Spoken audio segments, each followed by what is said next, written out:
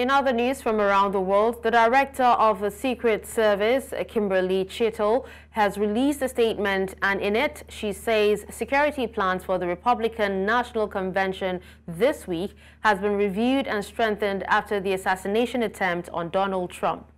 Cheatle said her agency is working with all involved federal, state, and local law enforcement agencies to understand what happened, how it happened, and how they can prevent an incident like the assassination attempt from happening again.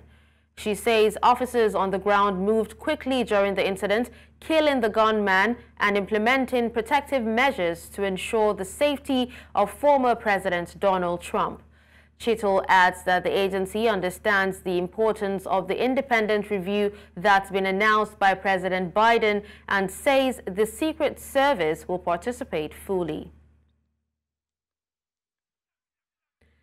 News Central international correspondent Afua Hagan now joins us for more on this story. Afua, what's the latest on the fallout from the assassination attempt on Donald Trump? Well, the scrutiny really is on the Secret Service at the moment, what they did or did not do in the days leading up to this assassination attempt on Donald Trump. Now, we do have a bit of information on the building where the shooter was lying down and where he aimed his shots at Donald Trump. It was only 150 meters away from the stage. It was a weak point identified by the Secret Service, and actually it was supposed to be one of two local counter-sniper teams were supposed to be covering that building. It was noted as a designated post in the operational plan.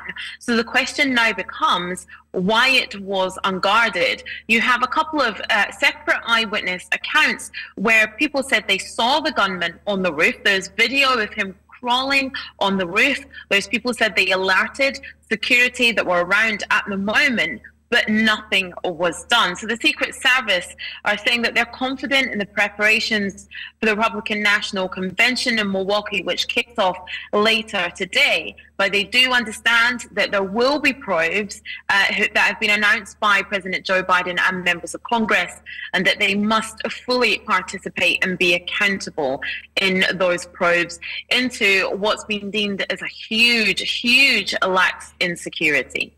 Afua, what about the shooter? What do we know about him? Yeah, Thomas Matthew Crooks, a 20-year-old from Pennsylvania. He was described as an outcast who wore hunting outfits to school. It's thought that he had bomb-making material in his vehicle. He purchased 50 rounds of ammunition just before the attempt on Donald Trump's life. He was white. He was registered as a Republican. It's thought he donated $15 to a Democratic-leaning organization, but he was a registered Republican. It's thought he tried out for a rifle team but was turned around because he was a bad shot. He went to school in Crooks in Pennsylvania for his whole life, wasn't necessarily outspoken about politics or active on social media. But so, you know, you have this lone gunman theory that's being purported. You know, not much is known about him. His parents haven't really made a statement. They have said that they're just trying to figure out what the heck is going on. But yes, 20-year-old young white male, and he is at the center of this plot. But I think what we need to realize is because he was shot dead by the Secret Service, we're never really going to find out the why. We're never really going to be satisfied with the answers of why he decided to do this, why he decided to crawl up on that rooftop and fire those shots at Donald Trump. We will never be satisfied with the answer because he is not here to tell his side of the story. Absolutely, Afua. Thank you so much for the update.